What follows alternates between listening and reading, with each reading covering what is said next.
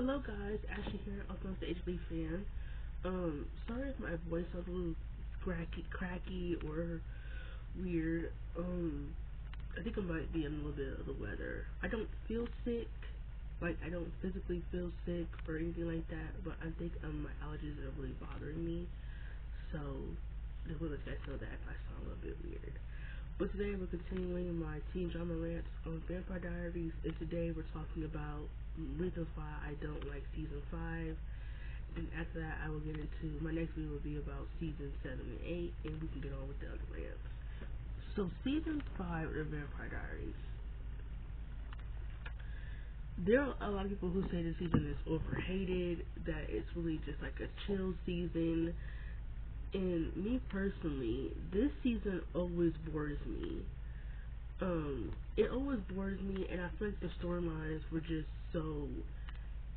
I feel like the storylines were everywhere. I really feel like Julie and whoever else. I hate to blame everything on Julie Platt, but you can't help but blame everything on her because she was always at every Comic Con, so you obviously knew that she is definitely the head writer. Julie and whoever else in her writer's room, I feel like because season 4 was just such a bad season that season 5 there was really like no saving it, because season 4 really didn't let us know anything to be heading into season 5 outside of Silas. So I guess where I'm going to start is the storylines that I remember. Speaking of Silas and Concita, this storyline has so much promise, and it really had a chance to be interesting. And I really feel like in the 6 episodes that we got Silas and Concita, I feel like they didn't tell me anything. I feel like I didn't get a chance to understand any of it. I thought Paul Wesley did a great job portraying Silas. Silas was very, very funny. He was more funny than intimidating, and I think that was just such a wrong way to go. I feel like I would have liked if he was a little bit more intimidating than funny. I just feel like the Silas and Cassia storyline was very, very underwhelming. I feel like it didn't let me know anything. Again, they keep trying to let us know there's another side and all this other crap, and it's just like, why? Oh my god, it was so stupid. Those 6 episodes told us nothing about Silas and Cassia. I don't care what anyone tells me.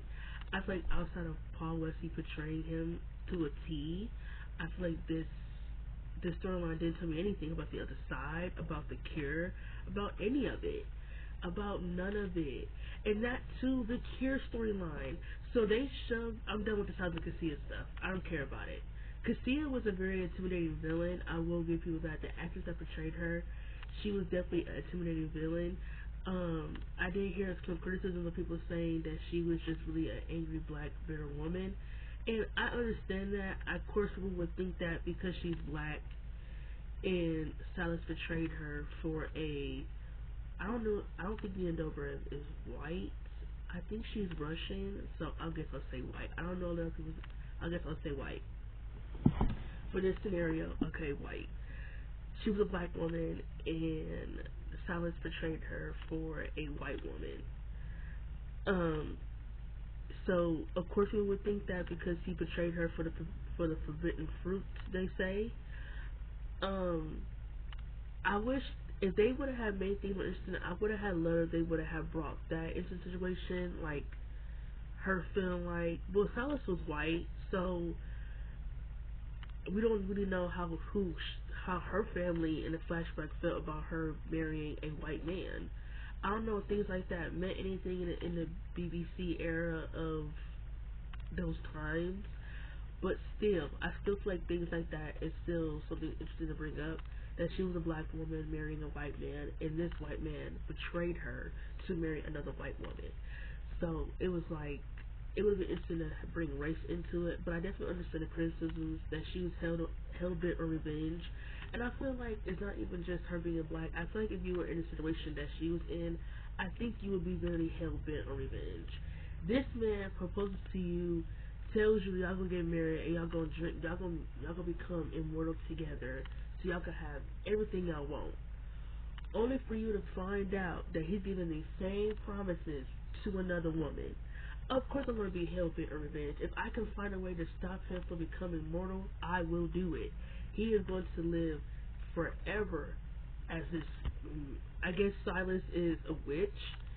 He will live forever as a witch and nowhere he will never come damn near as a human. I will find a way to prevent it. I think everyone in that circumstance would feel the same way Cassia felt. I do think Cassia was a very intimidating villain. She wasn't bad. I thought the actors did a good job. I just feel like their storyline was underwhelming. Next, the next storyline I'm going to talk about is Catherine. Catherine was done so dirty in this season. I don't even know what the fuck. I don't know where the fuck to start. Catherine was done so dirty.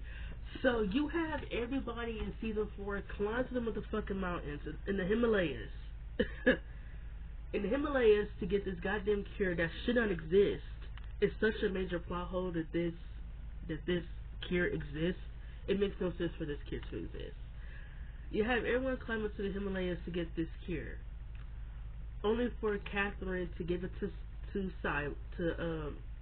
Elijah, and then all of a sudden in season 5, Silas's body is seared of his entire body is filled with the cure, which makes absolutely no fucking sense. How all of a sudden is his blood just the cure to everything? That made like no sense. So like, what was the point of climbing the Himalayas? Like, it was just stupid. It seemed like out of nowhere plot point to bring that up. How the fuck is his blood just the cure all of a sudden? Well, everybody was told that this is the only last of the cure. Oh, plot convenience. His blood magically happens to be the cure to all evils. So they cured Catherine, which I have no idea why he was hunting her down so much. They didn't even explain that in season 5 why why Silas wanted Catherine so much. It made no sense to me. I didn't even mention that in season 4 that they gave Catherine the cure. I didn't even mention that they gave her the cure. Hold on, I got my plot lines mixed up. Hold on, we're gonna talk about season 4 for a minute. So you have everyone climb the Himalayas, right, in season 4. Only for the last scene of season 4, when Elena and Catherine, for her to shove the cure down Catherine's throat. What a fucking waste of a cure. Are you fucking kidding me? Everyone who climbed up there, everybody who wanted it, Elena, Rebecca, Stefan, everybody who wanted this cure, Elena just shoves it down Catherine's throat. What a waste. When they did that, that pissed me off so bad because it was so stupid. Why, if you're gonna shove it down anyone's throat, why would it be Catherine? Like, it made no sense. No sense at all. It just seemed like they needed to give it to somebody. Oh, Elena had major plot armor in that scene all of a sudden, so now she can use the cure. It was just stupid. It was really, really dumb. And the only reason why Elena changed her mind was because she wanted to be with David. So here she go again. She's going to sacrifice her happiness to be human, which is what she wanted the whole season. But all of a sudden, since David tells her it's miserable, it is not what she wants, she don't want it no more. Oh my God, I hate Elena. We're going to get to that. We're going to get to it. I need to drink water. Because this show made me get it. It was just such a waste of a cure. Season 5, I had it mixed up. They gave Silas the cure out of Catherine. They had him bite Catherine's neck and give it to him. So Catherine no longer had the cure. But what didn't make sense about it was that as soon as the cure was out of her system, she started aging. Would it have made more sense if she had the cure, that she would have been aging when the cure was in her? She's no longer a vampire. Would it have made more sense to have her age when the cure was inside of her? So Catherine starts aging. They gave her this whole storyline about being old, and she has this daughter, Nadia, and I really did not care about any of this. Her daughter, Nadia, happens to be a traveler. A traveler can possess other people's bodies. It was just really boring. I think all the other villains in this show, I think outside of Silas and Cassia, don't get me wrong, all the villains in this season were bad. But I feel like outside of Silence and Cassia, everybody else was terrible. The Whitmore plot line was so boring about him giving other vampires the Ripper. He making other vampires into Rippers, which makes no sense either. They don't even explain how the fuck he's magically able to do that. He turns some of these vampires. Well, he's turning not only vampires, but he's also turning humans into vampires and giving them test subjects. He did it to some boy that Caroline was dating. He did it to Damon. I think he did it to I forgot his name. The one guy that came here, Enzo. I think he did it to Enzo, which, oh my god. A lot of the storyline in season 5 was just really, really bad, but I'm trying my best to keep it one by one because it was just really terrible. What they did to Catherine in season 5 was just criminal. You know, the aging thing, trying to make her step into something. All of it it just didn't jig with me. Like, I had nothing against them giving her a redemption arc because I understand what they were doing, and I feel like with this redemption arc, it felt way more genuine than what they were doing with Damon. With Damon, his redemption arc seemed to always come out of nowhere to me whenever I watch it, and for him, it always was about Elena. It was about Elena. It was never about him ever once apologizing for what he did. It was all about, if I'm with Elena, then I can be saved. Because he wanted to be picked so bad. He wanted Elena to be the person to change him so bad, but he was not willing to apologize or fix his wrongs by himself. He wanted Elena to do it. But Catherine, I think what she just wanted was a second chance. I think what she wanted was a second chance for people to know who she really is outside of being this deviant person who's always about herself, who always had to use people. I think what Catherine wanted was a second chance, which is why I can respect the Stefan and Catherine friendship, but they did not have to have sex. They did not need to do any of that. I respect the fact that Stefan was there for Catherine in her very last moments, and I respect the friendship aspect of it. You know, that she did apologize for what she did to him, you know, turning him into a vampire without him wanting to be. You know, people are not going to mention this, but it was rape between, which is, I feel like it's something that I'm going to get into in a different topic, because I feel like in a situation like that with the amount of I would say sexual assault in this show, I think I really would have to talk about the lack of consent in this show. It's something that needs to be a whole new video to me, a whole separate video. But I will mention here for Catherine's sake, I will say that yes, she did compel Stefan to do things against his will. And I think the reason why people don't care about it is because Stefan is a man and Catherine is a woman, and people just seem not to believe that men can be raped. It's ridiculous to think like that because you got some pussy. So why are you complaining about getting it? It's ridiculous. I think it's absurd. If anybody is putting you in a situation where you can't consent, it is rape. It's rape. No matter what, it is rape. Catherine raped him. All that. She apologized for all of that. And you know, Stefan was willing to forgive. And for Stefan to show her what her life would have been if she hadn't been a vampire was absolutely beautiful. It was beautiful. I wasn't against redemption arc. I just feel like everything getting to that was just so heavenly terrible. And then they ruined it by having her take over Elena's body and make her like completely obsessed with Stefan. It was like they were rooting back to who she was in the second season, like just possessive over Stefan and everything like that. It's like it just seemed like that came out of nowhere. Her wanted to be in Elena's body, like. It was stupid. It was comical relief, and I just didn't understand it. Same with my girl, Catherine. Catherine ends up coming out of the body, and she ends up going to hell. And it was just, what they did to Catherine was really absurd. I didn't care about her daughter Nadia dying. I didn't care about any of it. I really didn't. The last thing we need is a secret child, you're my mother type of storyline. Because it's like, who cares? Who cares? I didn't care about any of it. So, sorry. The next storyline that I want to talk about is, what's with my tongue? Enzo coming back here. I'm gonna keep this one very brief because I didn't care about this. So they revealed that Enzo and Damon had a past. Damon and Enzo were test projects for the Whitmore thing a long time ago.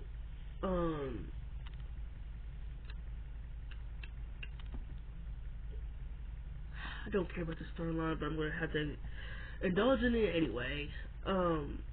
Damon turned on humanity the day the day that he escaped. He left Enzo there. They tortured Enzo, and he killed Enzo's girlfriend because he had his humanity off. And the reason why Enzo came back was because he wanted to get revenge for the love of his life, which is totally understandable. But I never cared about Enzo.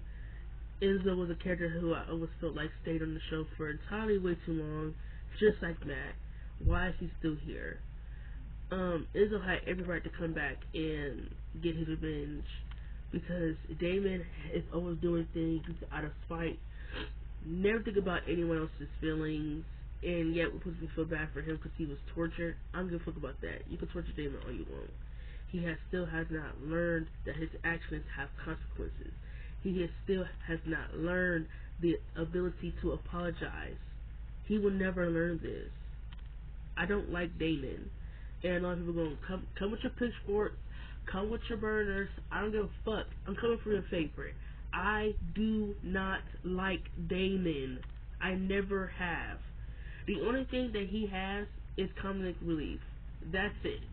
He's funny sometimes.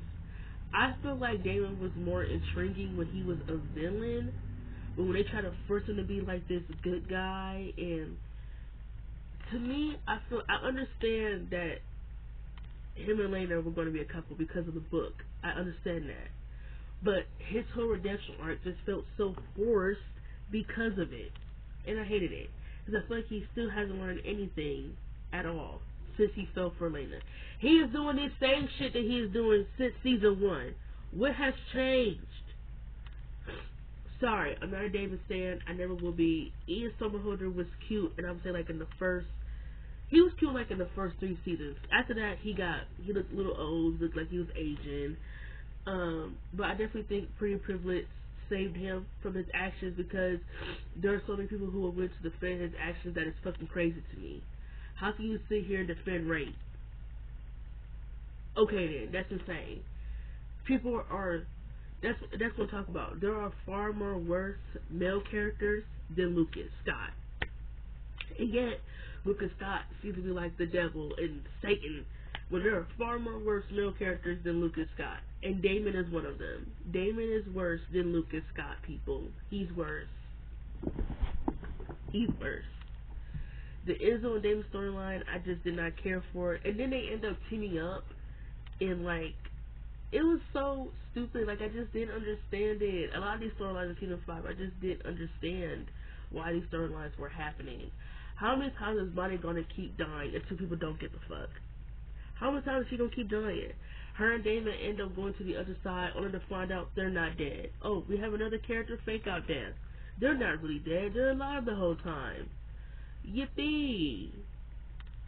How many times are you gonna kill off Bonnie until no one gives a crap?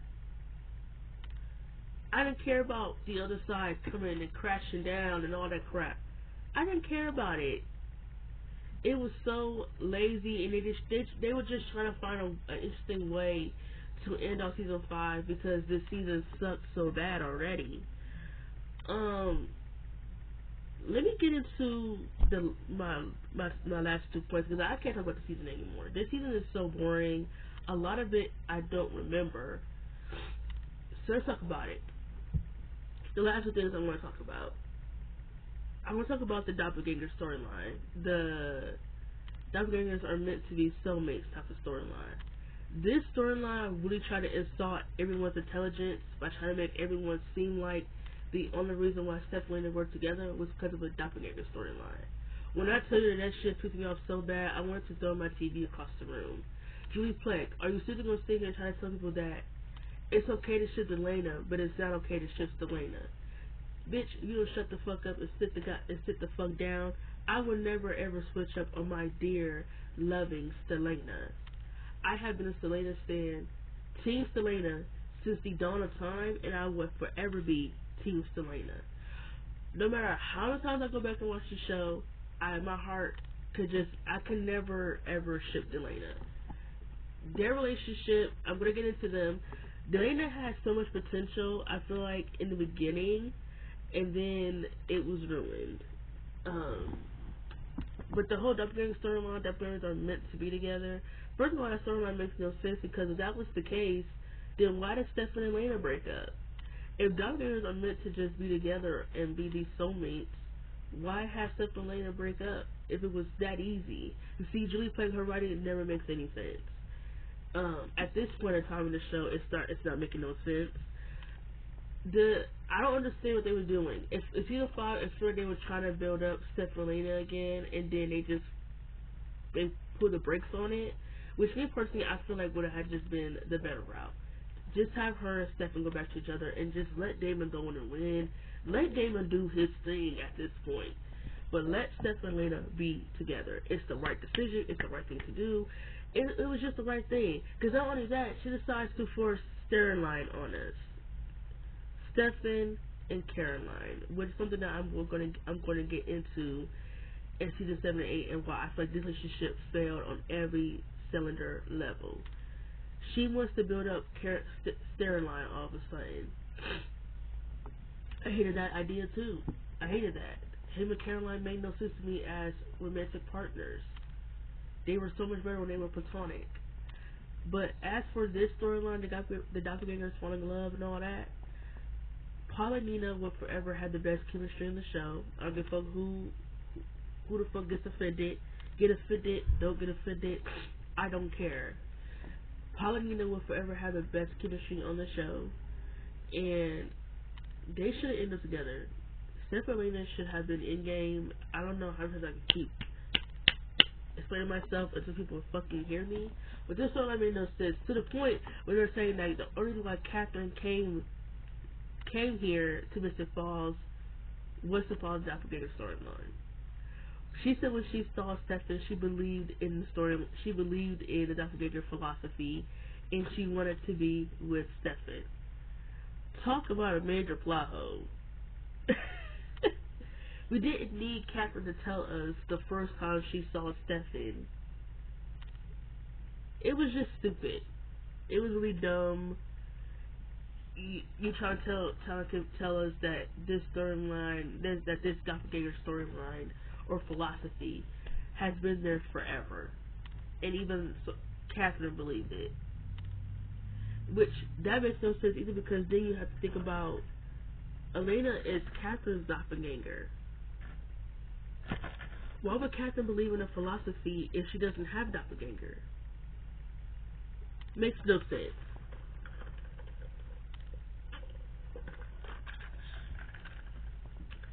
I have nothing against them saying that the universe is continuing to make doppelgangers to keep on the bloodline, but it's one thing when you say that the only why they keep making them is because they need to put Stefan and Elena together. It just seems like, what are you saying? Like, it makes no sense. Like, I never understood what they were trying to say. Like, it was stupid. This storyline was stupid. They try to make us not ship Elena, which is never going to happen. I will forever ship Stefan and Elena. The next thing I'm going to get into, and then I'm off this season. Like, for real, I'm really off this season. I don't know what else to say. I'm done with it. Delana. This season was full of Delana that it honestly made me want to throw my TV across the room as well. I was so over the toxic relationship. I was so over the relationship being chemistryless.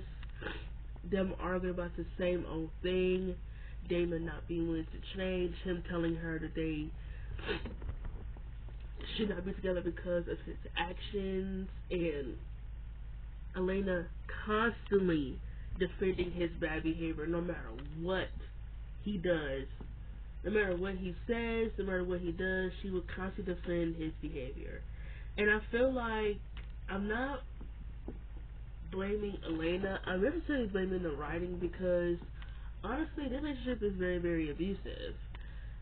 Dana would tell her that she shouldn't defend him and that he ain't shit, which we all know he ain't shit.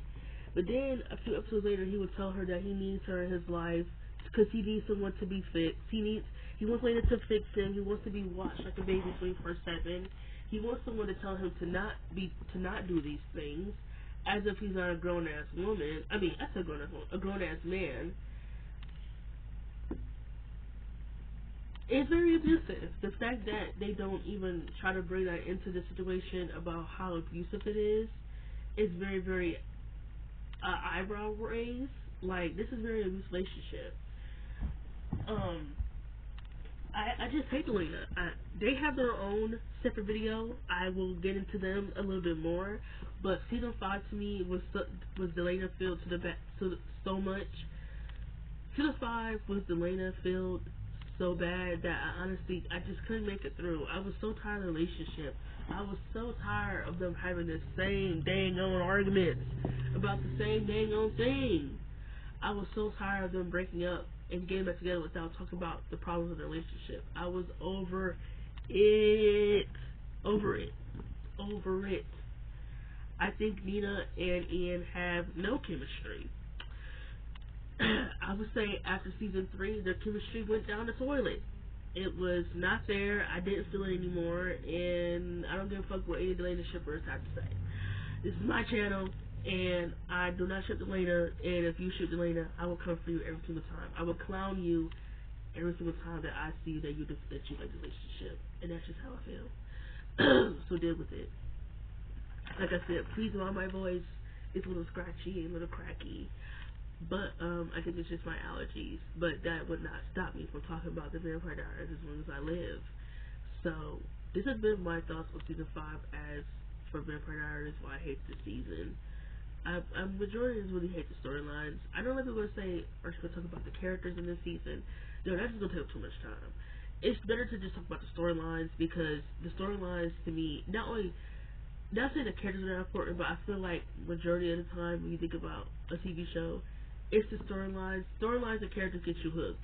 But to me, I need to know the circumstance of the storylines. The storylines also make the characters too in some way.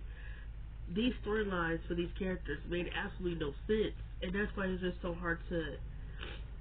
It was just stupid. That's one thing I could say. Just dumb, dibbity dumb. I do have a job interview today, so if I don't get another video out, that is the reason why. But I might try to record my reasons why I don't like season 7 and 8. And that video is not going to be long at all, because I can really remember season 7 and 8. So it probably won't be long, but I still gotta make it anyway. So see you guys next time.